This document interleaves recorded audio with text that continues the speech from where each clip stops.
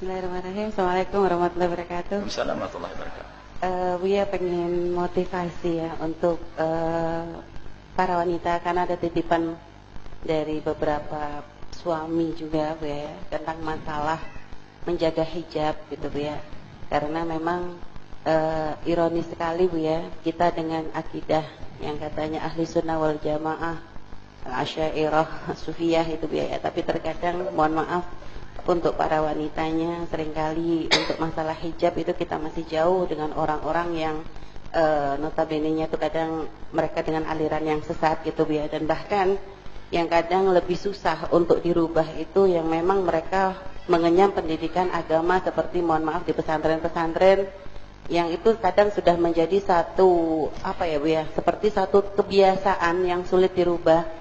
Ya itu kadang ya bukan hanya dari santri tapi juga kadang dari orang-orang yang berkecimpung di dalamnya. Mohon maaf, mau misal istri kiainya, bahkan mungkin putra putrinya atau ustazahnya gitu Bu ya. Dan sehingga kadang pakai penutup pun terkadang dengan leher yang terbuka atau mungkin masih jambul yang terlihat gitu Bu ya. Dan sehingga kadang kita pengen menasehati mereka itu pengen cari cara yang seperti apa sih gitu supaya tidak sampai menyinggung, karena mereka sebenarnya sudah punya modal ilmu, hanya kenapa di dalam prakteknya itu masih susah gitu Bu ya. Sehingga kadang di masyarakat kita pun begitu, akhirnya menjadi satu kebiasaan bahwa ya hijab hanya dipakai waktu pengajian, kondangan gitu Bu ya. Sehingga kadang nyapu depan rumah jilbabnya ketinggalan, atau beli sayur yang nyantol di dalam gitu tuh ya. Jadi kebiasaan itu masih berlaku di masyarakat kita dan kita pengen merubah sedikit demi sedikit itu seperti apa caranya Bu ya. Baik, terima kasih. Bismillahirrahmanirrahim. Kita harus tahu ini kita ada fitnah besar masalah menutup aurat ini. Padahal para ulama sudah menjelaskan yang dikukuhkan dalam mazhab Imam Syafi'i, wanita aurat yang harus menutup sekucur tubuhnya termasuk wajah dan telapak tangan. Jadi aslinya madhab yang dikukuhkan dalam madhab Syafi'i, bapak ibu-ibu harus pakai cadar. Tapi ada pendapat yang kedua, sudahlah pakai pendapat yang kedua saja, sudahlah, nggak usah, kita tidak usah. Kalau memang anda bisa, ada sebagian yang sudah pakai cadar, alhamdulillah, bersyukur kepada Allah, itu nikmat besar. Kalau seandainya besok pada mau pakai cadar, ya bagus, lebih bagus. Hanya kita tidak pakai pendapat yang ini, pakai yang kedua saja. Kata Habib Abdullah, guru kami Habib Abdullah Muhammad Bahrun, sudah cukup. Pakai pendapat yang kedua, tapi benar pendapat yang kedua. Jangan pakai pendapat yang ketiga lagi nanti. Pendapat yang kedua adalah wajah dan telapak tangan tidak ditutup, nggak apa-apa. Sebagian menurut mazhab Imam Ahmad, Imam Abu Hanifah, kaki kelihatan masih boleh. Untuk disempurnakan kaki, kaos kaki. Itu adalah aurat. Leher sepakati aurat. Pendapat yang ketiga, pendapat ngaco. Jilbab tidak wajib. Lupakan manusia ini. Ini yang rusak fitnah ini. Ulama dari dulu diskusinya dua pendapat ini. Lalu ada pendapat yang ketiga ini. Dan ini gara-gara fitnah ini, Masya Allah, problem ini. Ahli fitnah. Semoga Allah memberikan hidayah kepada mereka. Sudah jelas ini. Ada aurat, ada tiga. Aurat yang wajib ditutup, aurat namanya aurat sitir. Ada aurat nazar. Ada aurat dalam salat. Aurat sitir tugasnya sebagai seorang wanita hendaknya menutup sekujur tubuhnya kecuali wajah dan telapak tangan di depan kaum laki-laki yang bukan mahramnya. Lihat, laki-laki mahram itu adalah laki-laki. Suami itu bukan mahram, cuman karena sudah menjadi nikah maka halal. Maka antara suami istri tidak ada aurat. Boleh dilihat semuanya kalau suami istri. Maka tapi kalau laki-laki lain, Anda sebagai seorang wanita mulia tidak boleh laki-laki Anda menampakkan bagian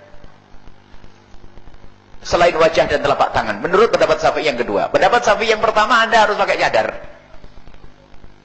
Dan ini cadar ini agama. Jangan seperti orang yang punya pendapat ketiga. Cadar dan jilbab itu hanya kebiasaan orang Arab saja. Itu kan kurang ajar, merendahkan syariat. Ada masalah menutup aurat ini kesepakatan manusia yang berakal. Tidak bisa dipungkiri. Hanya orang gila yang tidak bersetuju dengan aurat. Kesepakatan manusia berakal, beriman tidak beriman, urusan menutup aurat, manusia punya bagian yang harus ditutup karena dia malu kalau tidak tutup. Itu sudah kesepakatan manusia berakal semuanya. Hanya orang gila yang tidak sepakat dengan ini. Coba, biarpun orang kafir, mereka masih punya adab tata krama. Di depan anak dan istrinya pasti ditutup bagian tertentu. Hanya mungkin ukurannya berbeda-beda. Kok ada orang mau aurat? Loh, memangnya ente gila sudah? Yang tidak setuju dengan urusan masalah aurat, ini hanya orang gila. Orang kafir pun setuju. Di sebuah negeri itu ada orang hidup dengan telanjang kayak binatang. Itu ternyata dibatasi, tidak boleh orang semua masuk ke tempat tersebut. Hanya dia adalah satu kelompok manusia yang hilang akal tadi. Dia pengen punya kebebasan, pokoknya dia di situ nggak pakai baju semuanya dengan sengaja. Sehingga persis kambing. Dan ternyata negaranya pun membatasi, ini adalah wilayah nggak boleh dimasuki semua orang karena memang ini orang aneh. Coba. Seandainya, mohon maaf, kita sebut presiden, seorang istri presiden yang kafir, apakah di Singapura, di Amerika, coba besok ke negeri dia nggak pakai baju, apa kata dunia? Mendampingi Pak Presidennya nggak pakai baju. Coba, orang kafir pun akan mengutuk, apaan ini? Jadi masalah aurat ini kesepakatan manusia berakal, hanya orang tidak berakal seperti kambing yang tidak mikir aurat, hanya tingkatannya. Lah makanya bahasan ini jelas. Dalam Islam ada. Dalam Islam ada.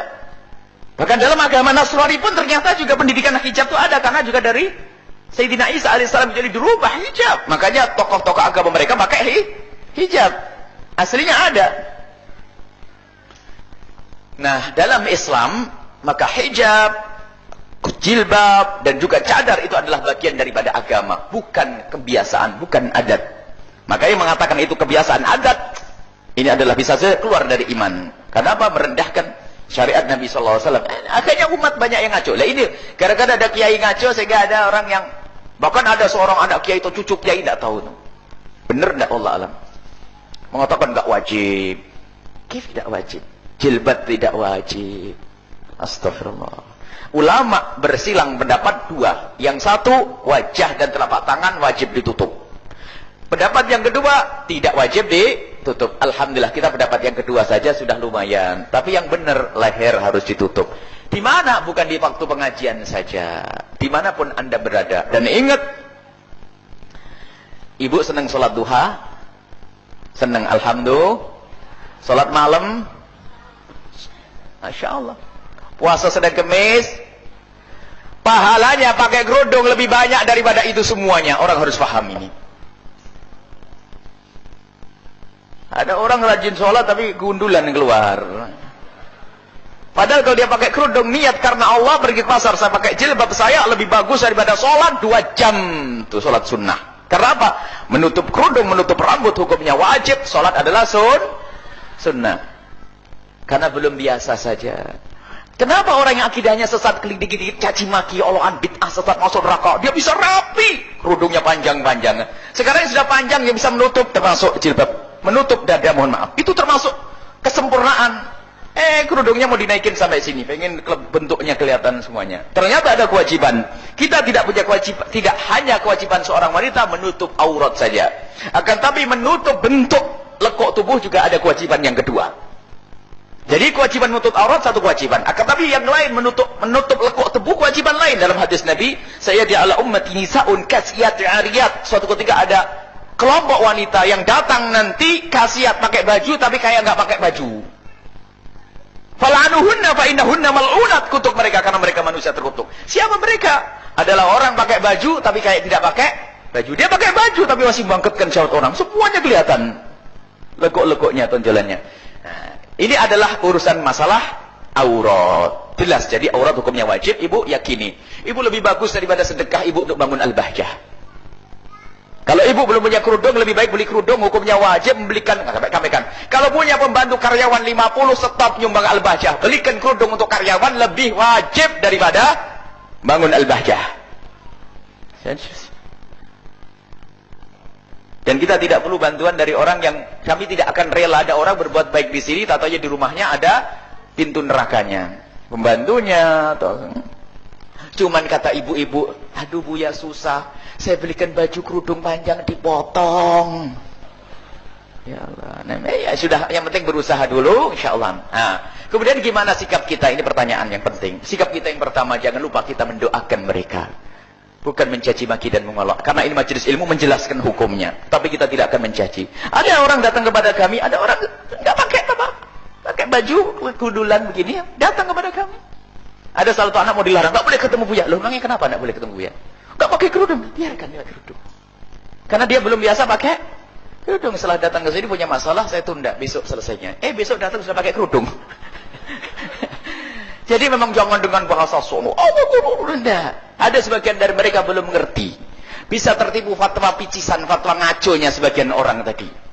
Jadi kita doakan dulu ya. Kita mendoakan mereka. Ya Allah, tutuplah aurat saudari-saudari kami ya Allah. Mungkin Anda melihat tetangga keluar dengan baju pakai kerudung. Kemarin kita juga melihat satu orang ya sepintas begitu. Kayaknya orangnya ngelihat kita.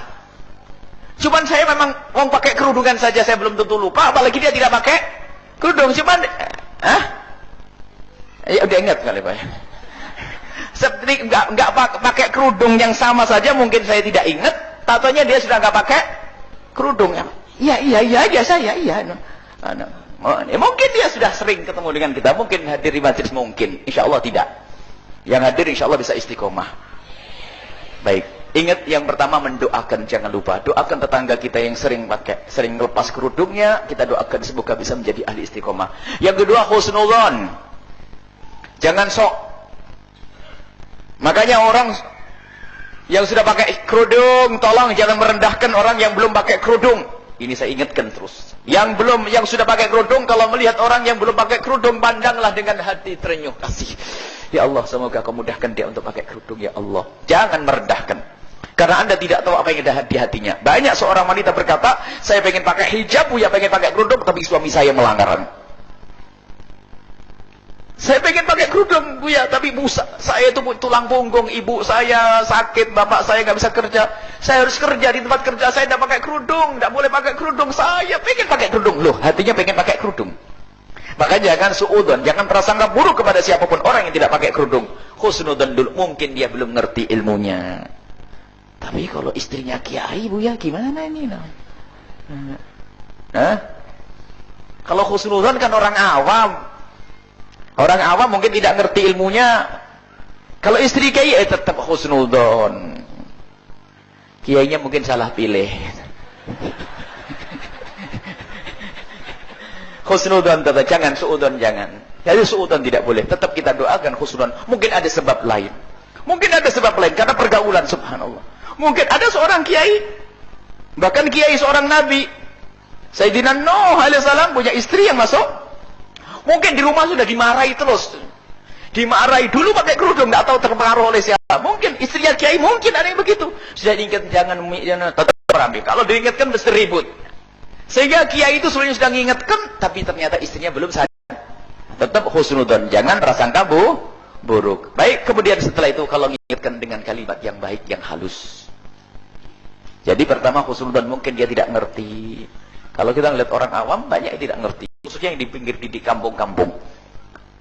Di kampung-kampung, masya Allah, polos. Orang membuka aurat bukan pengen pamer aurat. Orang membuka aurat karena memang kebiasaan di kampungnya seperti itu. Tapi kalau sudah di kota, dandannya 2 jam pengen dipamerkan sama orang, problem itu. Semoga Allah mengampuni semuanya. Jadi ini harus kita pertama doa terus untuk mereka. Kalau Anda belum doa, bohong berarti.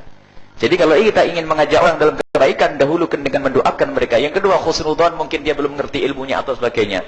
Sehingga kita bisa lemah lembut kepada mereka. Bukan mencaci maki, yang enggak pakai kerudung neraka. Neraka siapa? Orang tidak ngerti masuk neraka. Jadi jangan seperti itu.